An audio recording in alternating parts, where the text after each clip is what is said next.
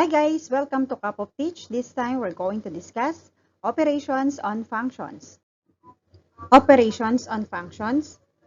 Let f and g be any two functions.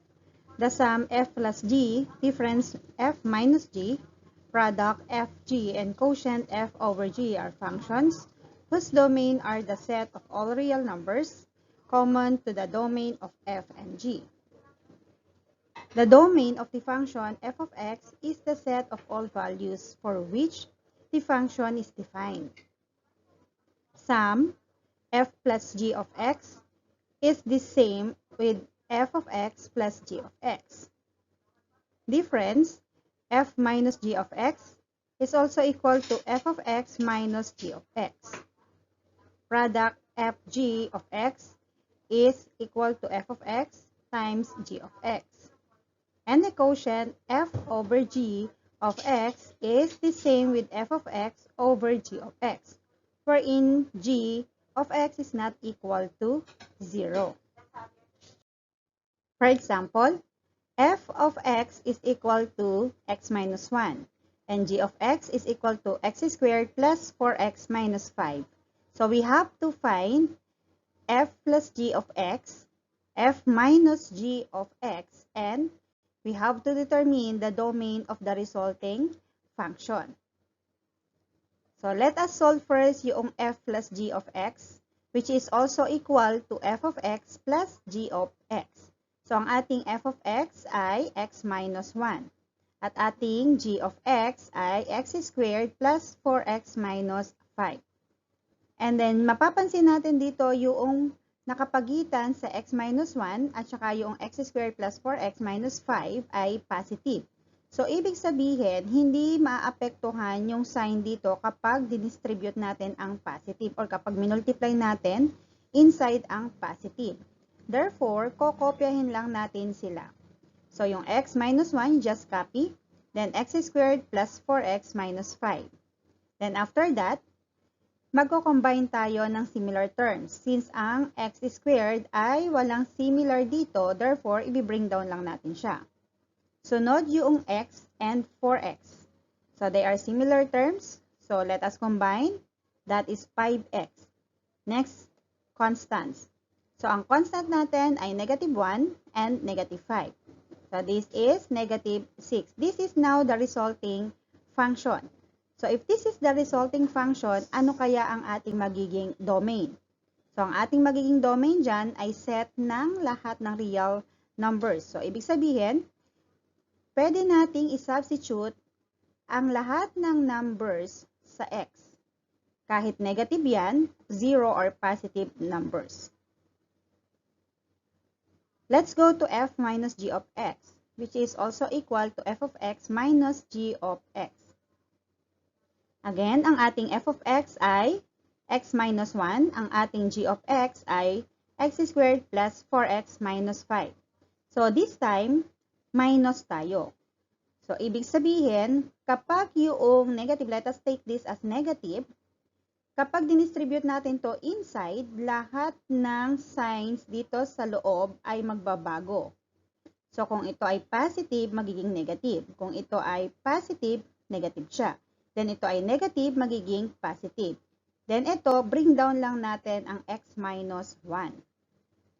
Then, this time, distribute natin. So, this is negative x squared. Then, negative times 4x, that is negative 4x. Then, negative times negative 5, that is positive 5. Then, this time, tingnan natin kung sino ang pwede nating i-combine. Similar terms. So, ang ating negative x squared ay walang kapareho dito. So, you just bring it down. Sunod yung x and negative 4x. So, we have to carry the sign, negative. So, this is negative 3x. Then, the constants. So, we will have here negative 1 and positive 5. So, that is positive 4. This is now the resulting function. So, ano ngayon ang ating domain? Ang domain natin ay set of all real numbers. So, ibig sabihin, lahat ng real numbers ay pwede nating i-substitute from x. So, same pa rin ang gagamitin nating given ng kanina. Pero this time, ang kukuhanin naman natin ay product and quotient. Fg of x and f over g of x. And then determine the domain of the resulting function. So, let's have here the product. Fg of x is also equal to f of x times g of x. So, ang ating f of x ay x minus 1. Ang ating g of x ay x squared plus 4x minus 5. So, meron tayo ditong binomial at meron tayo ditong trinomial.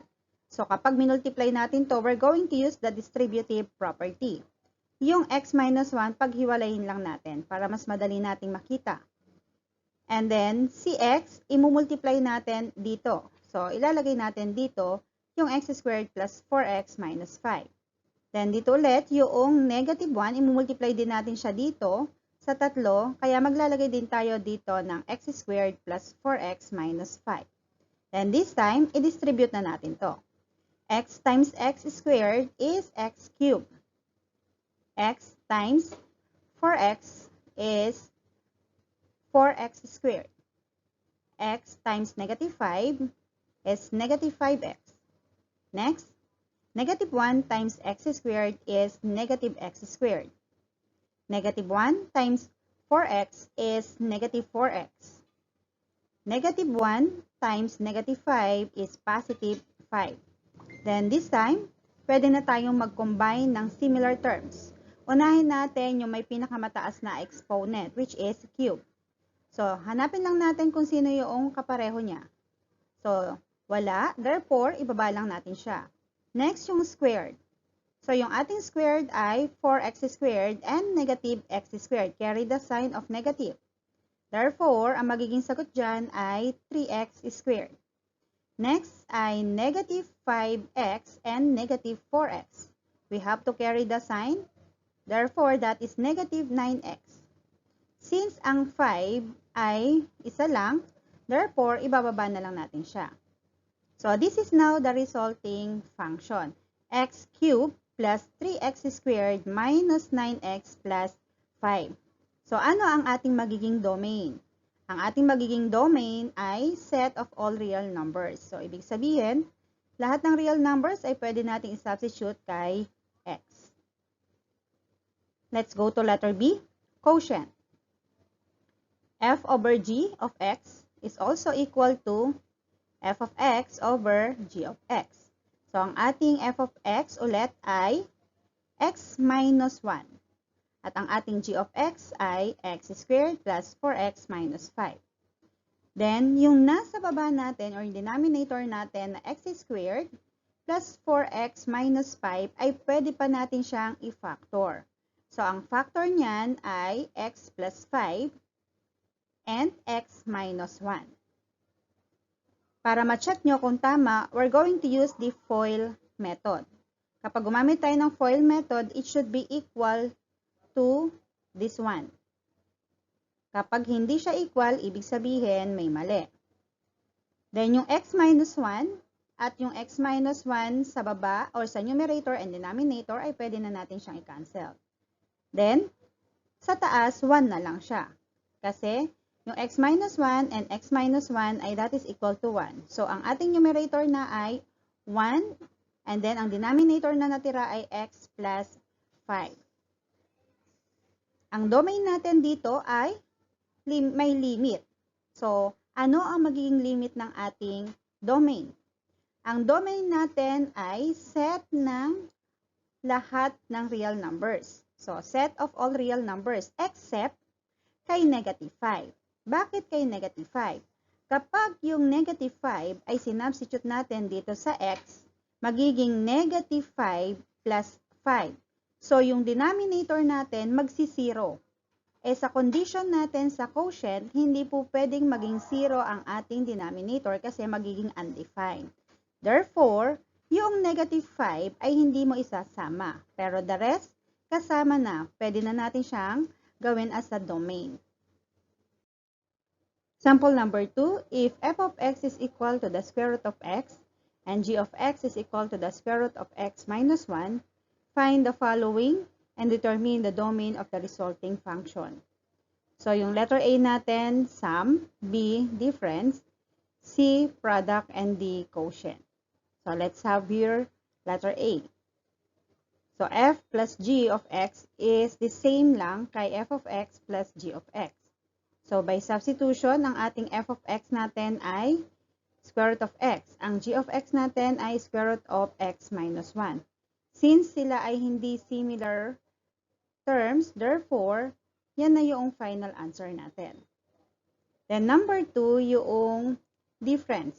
So, f minus g of x is equal to f of x minus g of x. So, by substitution, ang ating f of x ay square root of x. And then, yung g of x natin ay square root of x minus 1.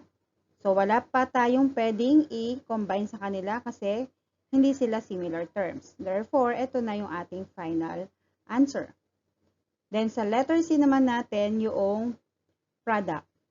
So, fg of x is equal to f of x times g of x. So, substitution ulit, square root of x times the square root of x minus 1. So, dito pwede na tayong mag-multiply. So, that is the square root of x, quantity x minus 1. Therefore, kung titingnan natin ang A, B, and C, ang magiging domain niyan ay yung f of x is x such that x is greater than or equal to 0. So, ito ang magiging domain niya. Or, yung 0 to positive infinity. So, bakit ako gumamit dito ng bracket? So, ang ginamit ko dito ay bracket kasi ang 0 ay included. So, kasama ang 0, mag-start tayo kay 0 hanggang positive infinity. And the domain of g of x, the square root of x minus 1 is 1 or positive 1 to positive infinity. So, yung 1 dito ay included din. Kasi naka-bracket siya dito.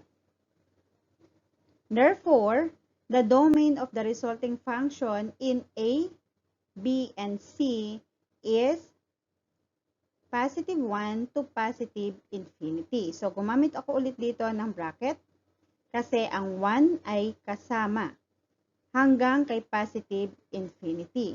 Okay, bakit? So, kung magre-replace tayo dito ng 1 kay x, ang magiging sagot niyan ay 1 pa rin. So, magiging square root of 1. So, ibig sabihin, meron tayong square root of 1, which is 1. And then, pag dito naman sa loob, sinubstitute natin ang 1, magiging 1 minus 1, so 0 siya. And the square root of 0 is 0. So, ibig sabihin, pwede ang 1. So, same din dito sa kanilang dalawa, sa B at saka sa letter C. Pero, kapag nag-0 ka dito, let's say, nag-0 ka dito sa x minus 1, so yung 0 minus 1, magkakaroon tayo ng negative sa loob ng square root. Yun ang iniiwasan natin. Okay? That is why, mag-start tayo kay positive 1 hanggang positive infinity. Ibig sabihin, kasama si 1 hanggang kay positive infinity. Same pa rin ang given natin dito, pero this time, ang isosolve naman natin yung letter D kasi tapos na tayo sa A, B, and C. So, let's have here, f over g of x is equal to, or same lang kay f of x over g of x. So, by substitution lang tayo, ang f of x natin ay square root of x. And g of x is the square root of x minus 1. Since ang ating denominator ay nakaradical, therefore, magmumultiply tayo sa numerator and denominator kung ano yung kanyang denominator. So, let us multiply square root of x minus 1. Then, sa denominator, ganun din, square root of x minus 1. So, para makancel natin yung radical mamaya.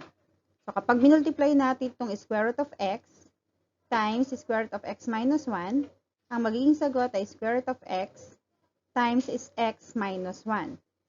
Or x, quantity x minus 1. Then, yung nasa denominator, since dalawa ito, So, maglalagay lang tayo dito ng squared. So, square root of x minus 1 and then naka-squared siya kasi dalawa. So, since ito ay 2 at ang ating index ay 2, therefore, pwede nating i-cancel ang ating radical at yung exponent dito na 2. So, we will have now square root of x times x minus 1 over x minus 1. So, ano ang magiging domain natin dito? Ang usapan natin, kinakailangan ang denominator mo ay hindi mag-equal 0. So, ano yung number na kapag ni-replace natin dito sa x ay hindi mag-equal kay 0? Napakarami niyan. Then, ano yung number na kapag sinubstitute natin dito ay mag-equal to 0? Yung 1. Therefore, yung 1 ay hindi kasama. So, 1, gumamit tayo dito ng open parenthesis, then to positive infinity. Then, naka-close parenthesis dito.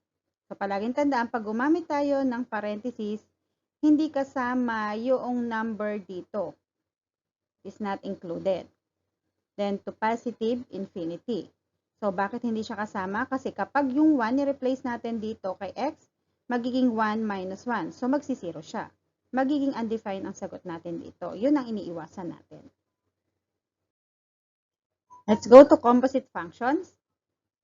Another operation which involves function is obtaining the function of two given function.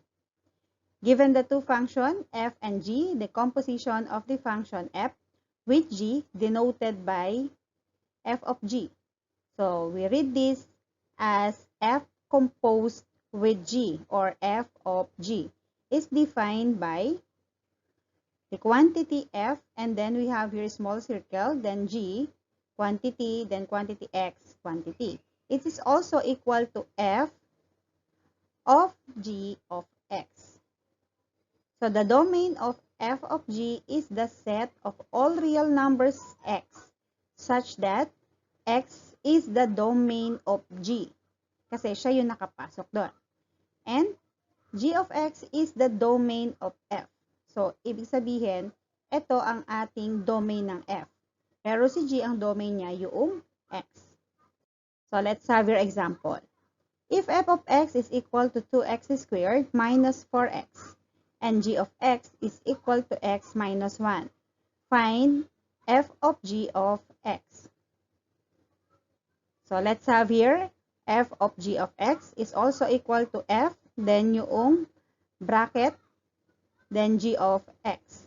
By substitution lang, kung ano yun nandito sa labas na letter, yun ang ating kukuhanin na function. So, since ito ay f, so f of x ang ating function. So, let's have here 2x squared minus 4x kasi itong ating f of x. Then, yung isa substitute natin sa x, si g of x. So, ang ating g of x ay x minus 1. So, copy mo lang yung 2 and then yung x, let us replace by x minus 1. Then yung squared, copy lang. Then yung minus 4, copy. Then yung x, replace natin by x minus 1. Since ito ay square of binomial, kailangan natin siyang i-simplify. So, let's follow yung tatlong steps. Pero bago yan, determine natin ang ating first term at last term. So, ito ang ating first term at ito ang ating last term. So, ang first step natin, square the first term. So, ang first term natin ay x, so squared natin yan. Therefore, the answer is x squared. Then, twice the product of the first and the last term. So, yung twice is 2, and then yung first term natin ay x. Ang last term natin ay negative 1. So, multiply natin tong tatlo. The answer is negative 2x. Then, square the last term. Ang last term natin ay negative 1. So, kailangan natin i-carry ang sign na negative. So, negative 1 squared is equal to 1. Then, let us put them together. So, yung x squared natin, negative 2x. Then, positive 1. So, ang pagbasa dito, x squared minus 2x plus 1. So, ito na ilalagay natin dito. So, we'll have here 2, copy. And then yung x quantity x minus 1, quantity squared. Ito na yung x squared minus 2x plus 1. Then, yung minus 4 copy, x minus 1, copy lang din. So, this time, magmumultiply tayo. Distributive properties ang gagamitin natin dito. Let us multiply. 2 times x squared is 2x squared. 2 times negative 2x is negative 4x. 2 times 1 is positive 2. Then, negative 4 times x is negative 4x. Negative 4 times negative 1 is positive 4. Then, this time, magko-combine na tayo. So, ay ko-combine natin, similar terms lang. Kapag wala siyang kapareho, you just copy. Mag-start tayo sa pinakamataas na exponent, yung squared. So, since wala siyang kapareho dito, i-bring down lang to. Or copy lang yan. 2x squared. And then, yung negative 4x at negative 4x, same sila or similar terms, pwede natin combine. That is negative 8x. And then, ang ating constants, positive 2 at positive 4, so that is positive 6. So, we will have now 2x squared minus 8x plus 6. So, this is now the resulting function. So, ano ang ating domain dito? The domain is the set of all real numbers. Next, same pa rin ang ating given, f of x at saka yung g of x. This time, ang hahanapin naman natin ay g of f of x. So, si g naman ang ating hahanapin, yung function ni g. So, we will have here g of f of x is the same lang kay g of f of x. So, ibig sabihin, si f natin dito ang kanyang domain ay x. Si g natin ang ating domain si f of x. So, by substitution, since si g ang nasa labas, so yung function g ang gagamitin natin. So, g of x, that is x minus 1. Ang ating substitute dito, yung f of x, which is 2x squared minus 4x. So, yung x, palitan natin ng 2x squared minus 4x, then yung minus 1, you just copy. So, since wala na tayong simplify dito, so, tanggalin lang natin ang open and close parenthesis para hindi malito. So, we will have here 2x squared minus 4x minus 1. So, wala nang pwedeng i-simplify. So, therefore, ito na yung ating final result or yung resulting function. Ano ang domain? Ang domain natin is the set of all real numbers pa rin. Next, same pa rin ang given dito. Yung f of x at saka yung g of x, ganun pa rin. Pero this time, iba naman ang ating hahanapin. F of g of negative 2.